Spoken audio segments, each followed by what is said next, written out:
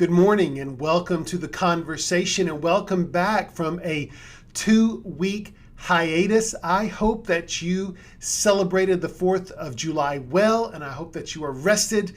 But we're back, and I am so glad that we are together. If you are joining us on a Sunday morning, I hope that you log into the chat, the live chat. Regardless of the platform you're using, you can interact with our moderators, and you can also ask some questions. We won't have a live Q&A at the end today, but if you do ask questions and interact with our moderators, they will be sure to share with me any questions that you have, and I will be sure to address those. You can also send me any questions at all to my email address, which is kyles@firstcolonychurch.org.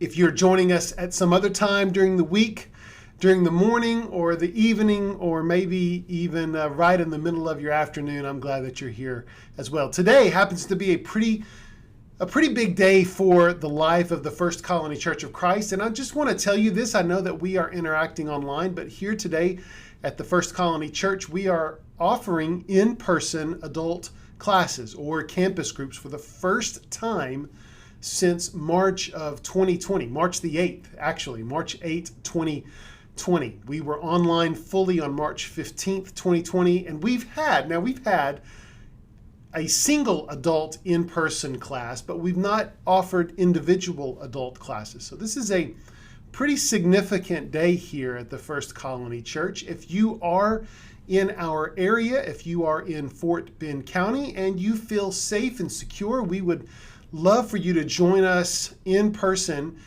any Sunday for either of our worship services and for our Bible classes or campus groups at 9:45.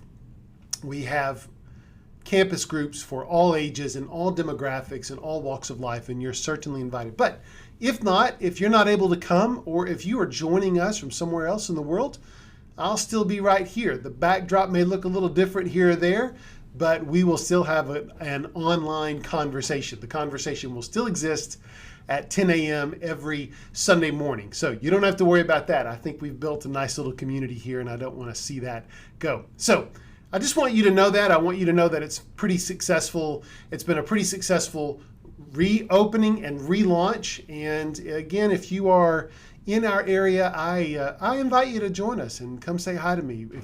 Especially if you've only seen me online, I'd love to see you in person. Today we are wrapping up our Image Bearers series, our Image Bearer series. We have looked at the definition of what it means to be human, taking a cue from the passage in Genesis chapter 1, verses 26 and following, where God remarks that humans, you and I, men and women, male and females, we were all made in the image of God. Sorry, males and females. We were all made in the image of God. And really what's startling about Genesis chapter 1 is that there is really no definitive answer or explanation as to what that really means. Now, you've probably heard sermons about what that means, probably all derived from Genesis chapter 1. But if we're going to be true to the text, Genesis 1 doesn't really tell us. So what we've done over the past few weeks is we've looked at how we pattern our lives after Jesus, who was the real, the perfect, the pure, authentic image bearer of God. And we've looked at how we pattern our lives after him in regards to our humanity, our physicalness, our emotional health, our mental ability, our relational ability. We've covered all of these. And in fact, if you've missed any of those, I would suggest and invite you to check out the replays of all of those conversations on the Online Conversations channel. There's a playlist there for Image Bearers. So today we are wrapping this series up by just simply talking about Jesus. Now, before we do that, I want to tell you what our next series is going to be. We're going to start next week. The title of the next teaching series is going to be called Deep Calls to Deep. Deep Calls to Deep. That is after a passage in the book of Psalms, and we are going to look at 7 disciplines that are crucial for spiritual growth. 7 paths to spiritual growth. We are actually going to be looking at what are known as the spiritual disciplines. And there are several. In fact, I would like to go ahead and recommend a book to you in advance of our teaching series. It's this book by Richard Foster. It's called The Celebration of Discipline. It is one of the best-selling books in Christian writings in the 20th century. It is an explanation, if you will, of various spiritual disciplines. Now, I think there are 12 or 13 in this book. We're not going to look at all those. We're going to pick 7, the 7 that I think are most critical. And we're going to look at those over the course of the next 7 or 8 weeks. As you know me, as we've done on the conversation, next week will really be an explanation of the series and a way to define it. And then following that, we will look at the 7 paths of spiritual growth. Again, there's nothing special about 7. I've just picked the 7 that I think are the most operative and the most relevant to us now. If you want a list of all those and more, you can find them in Foster's book, or you can just Google them. There are several resources about spiritual discipline. So really, the series is going to be about 8 weeks. So I'm excited about that. I want you to be excited about it. I think in this phase of our experience post-pandemic, that it would be crucial for us, and maybe it's probably because it's crucial for me, to wrestle with and wrestle in disciplines that shape my own personal spiritual formation. Disciplines like prayer and meditation and fasting, and there are a few others. Those disciplines are worth our time. They're worth our engagement. So I thought it would be great for us to just spend a few weeks talking about those, learning from those from Scripture, how to apply those, give you some really solid next steps on how to engage and approach and incorporate spiritual disciplines in your life. So the new series begins next week. I'm really excited. It's called Deep Calls to Deep, the 7 paths to spiritual growth. So today, as I said earlier, we're actually finishing up our Image Bearer series by talking about Jesus. I had a moment of self-reflection in the past couple of weeks about this Image Bearer series. I've really liked it. I've enjoyed the scholarship. I've enjoyed the conversations about it. I've enjoyed talking with you about it, even on the chat and off the grid. I think it's been extremely formative for me. But I think, and I'm gonna start with a confession today, that I probably put the cart before the horse a little bit.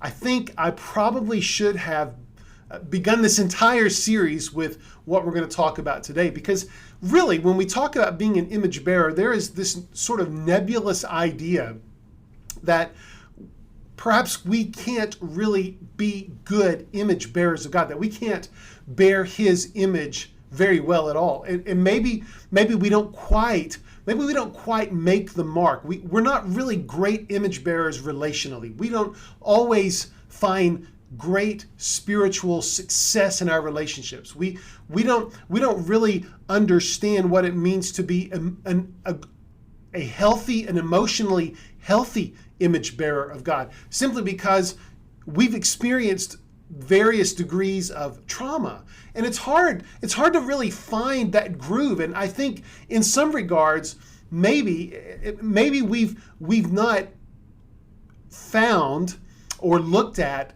the authentic image bearer, the authentic image of God, which is Jesus. Obviously, Scripture is very clear about this, and the Gospels are extremely clear that Jesus is the exact representation of God. He is the exact image of God. So today, for this series, for the finale of this series, we're going to be in the book of Hebrews. We're going to start in Hebrews chapter 1, and then we are going to jump to Hebrews chapter 7. Again, if you have some questions today, I would invite you to email those to me. You can put them in the chat. Our moderators will make sure that I get those. If you have your Bibles, I would invite you to turn to Hebrews chapter 1. I'm going to read to you the first 3 or 4 verses of Hebrews chapter 1, which is one of my absolute favorite books in the New Testament. Listen to this. The writer says this in Hebrews chapter 1, verse 1.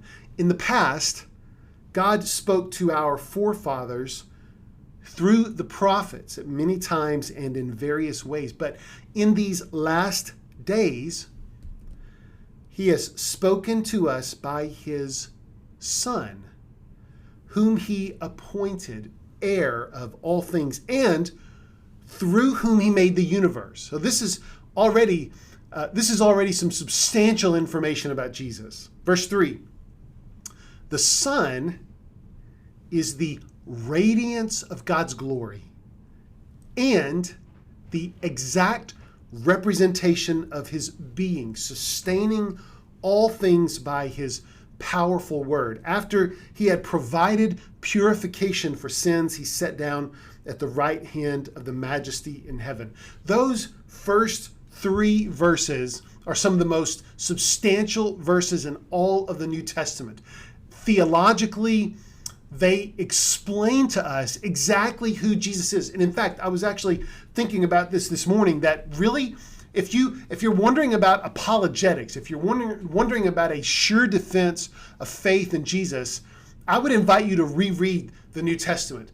The very fact that the New Testament authors said these things about a human, right? Because Jesus, he was fully God, but he was also fully human. The fact that they would write these things about a human with no agenda here. There was nothing to prove writing these things down. There was no monetary gain for these authors. In fact, as you see through Peter and Paul, those guys were martyred because of their faith. There was no agenda in writing these things down. None. In fact, Hebrews itself, we're not even really sure who wrote the letter of Hebrews.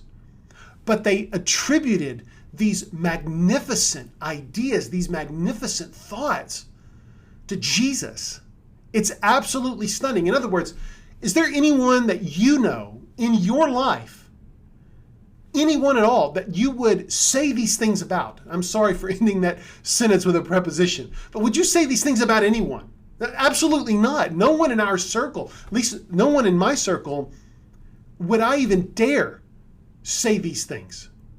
I would not dare attribute these things to anyone that I know personally. So I want you to think about that as we talk about the authentic image of Jesus. And I want you to understand that the authors of these New Testament books wrote magnificent, glorious, unimaginable things about Jesus. Listen to this again. But in these last days, in verse 2, God has spoken to us by his Son. Now listen to the descriptions: whom he appointed heir of all things, and through whom he made the universe. The Son is the radiance of God's glory and the exact representation of his being, sustaining all things by his powerful word. After he had provided purification for sins, he sat down at the right hand of the Majesty in heaven. I'm reading this to you because in verse 3, there's a very interesting Greek word that I think is really, it's critical for us as we discover the authentic image of God, the authentic image bearer of God. And it's right here. In English, it's in, at least in the New International Version, it's translated the exact representation of his being. But really, the word there is a Greek word called hypostasis. It's a really cool word.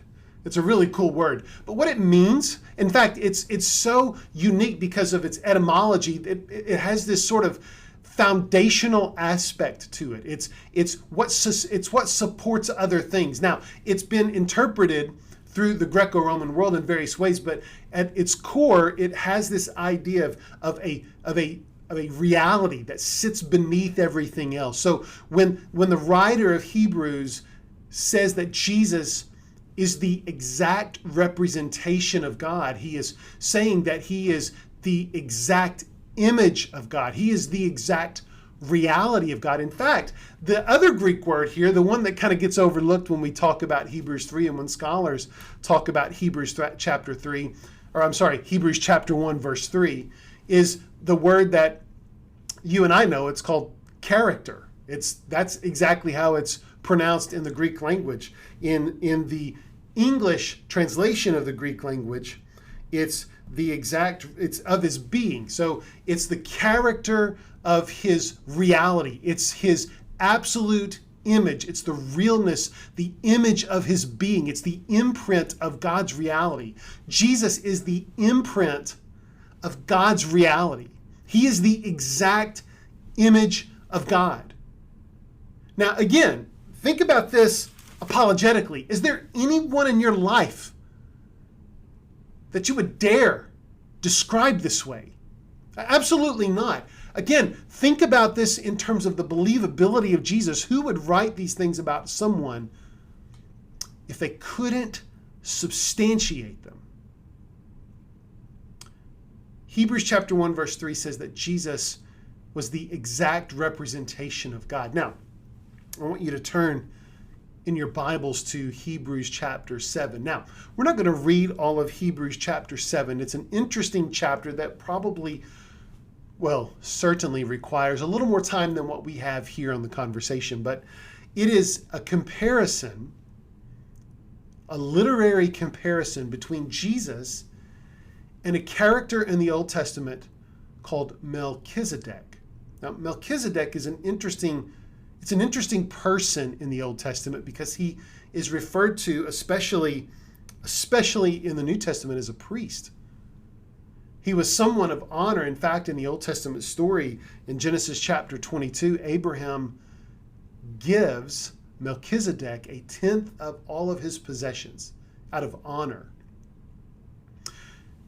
But Melchizedek is sort of this vague character in the Old Testament. We really don't know his lineage. We don't really know where he's from. We don't really know his legacy. But the New Testament, the writer of the book of Hebrews, uses Melchizedek as a literary type in reference to Jesus. In fact, in Hebrews chapter 7, verse 3, this is how the author of Hebrews describes Melchizedek. But by doing so, he also describes Jesus, the imprint of God's reality, the imprint of the reality of God, the exact image of God. Listen, Hebrews chapter 7, verse 3, without father or mother, without genealogy, without beginning of days or end of life, like the Son of God, even Melchizedek remains a priest forever.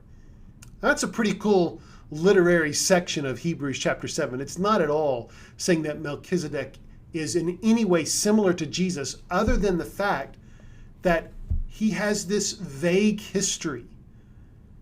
He is unsubstantiated before or after the story in Genesis. So the writer of Hebrews says, you guys know Melchizedek. You understand that in the story of Abraham, he just kind of shows up. Well, Jesus is the same way. He has no genealogy, no beginning or no end of his days. This is who the Son of God is. Again, the exact representation of God, the imprint of the reality of God. So we get this idea of who Jesus is in Hebrews chapter 1, but then in Hebrews chapter 7, there are these magnificent characteristics about Jesus that the writer uses.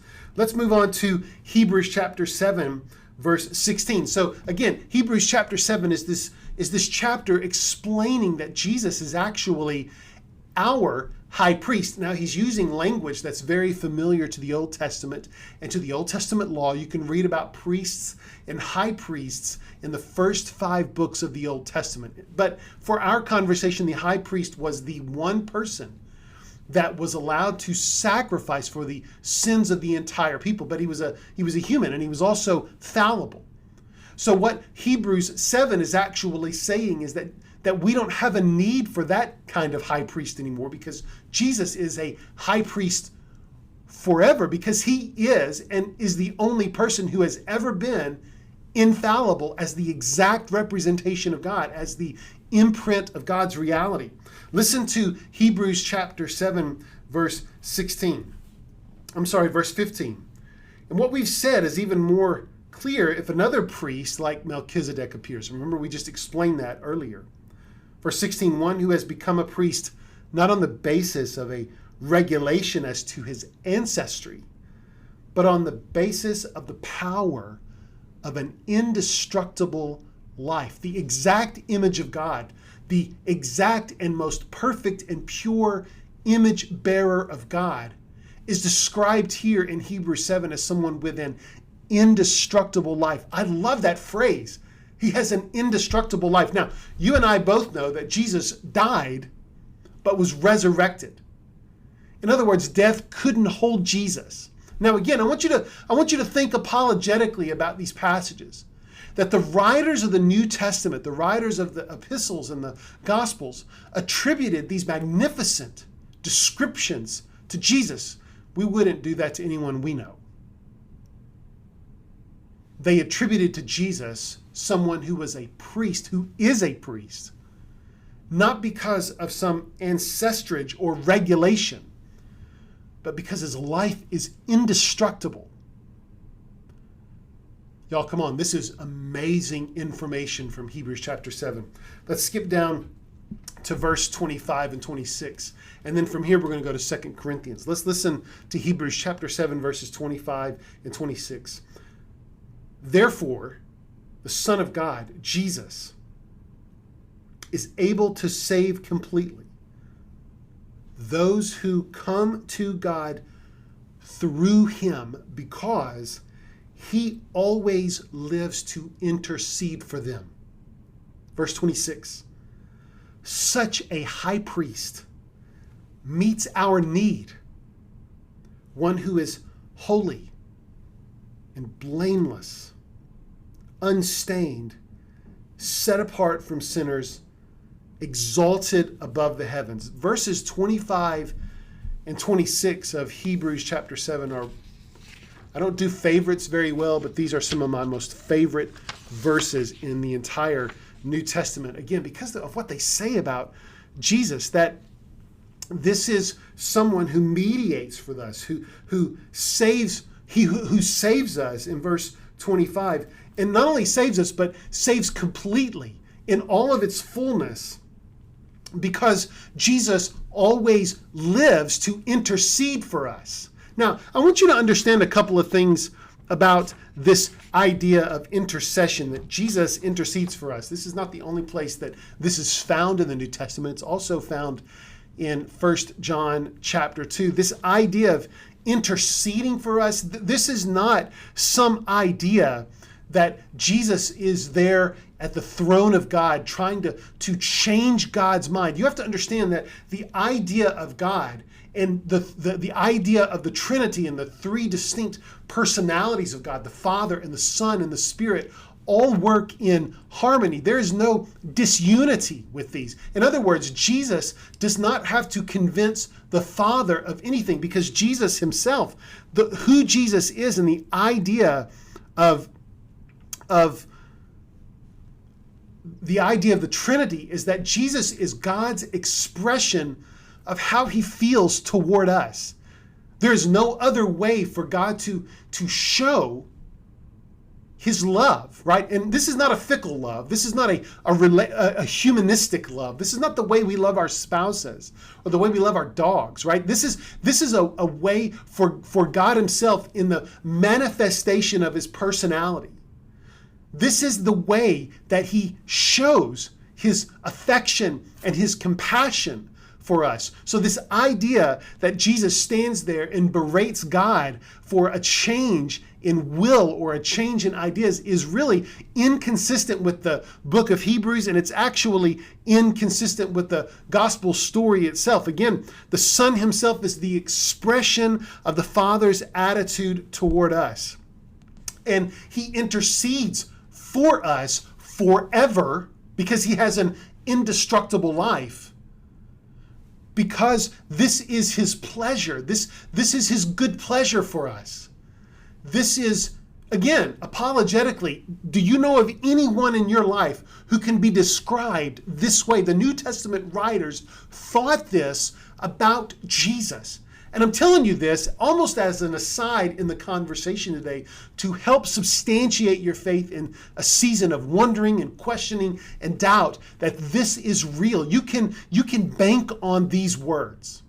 So in verse 25, this image bearer of God saves us completely because he always lives. He lives forever.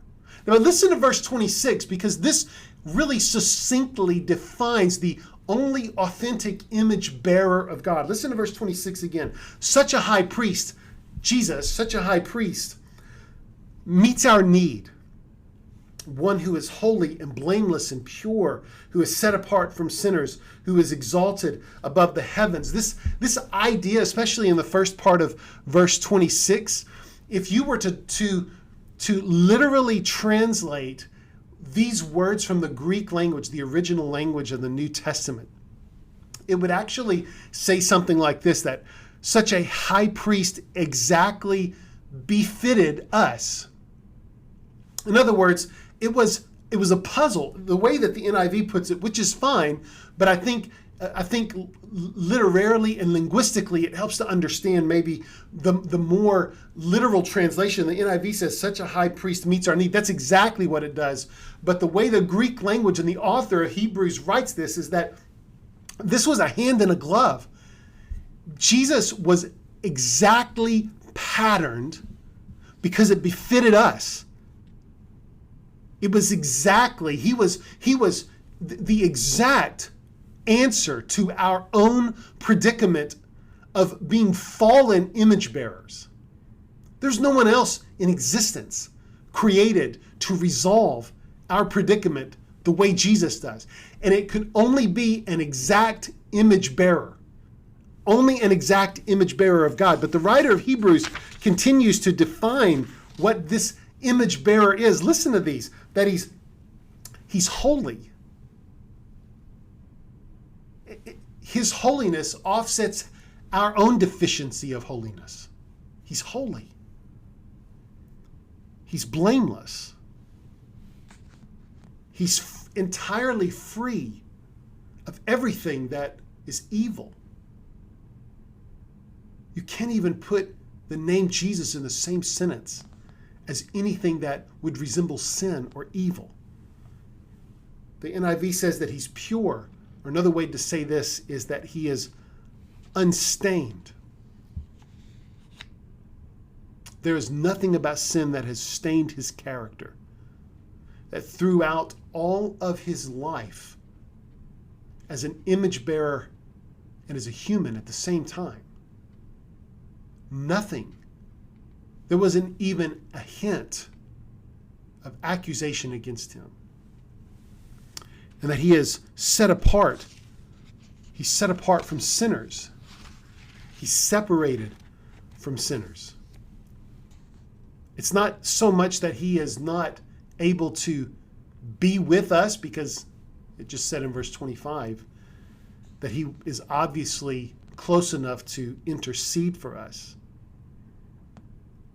I think it's more of that, in the words of John Calvin, he is described as separated from us, not because he rejects us from his society, but because he is uniquely distinguished from us and that he is free from all defilement. And then the last phrase is that he is exalted above the heavens. He is exalted above the heavens. There is no limit to how much higher he is than us.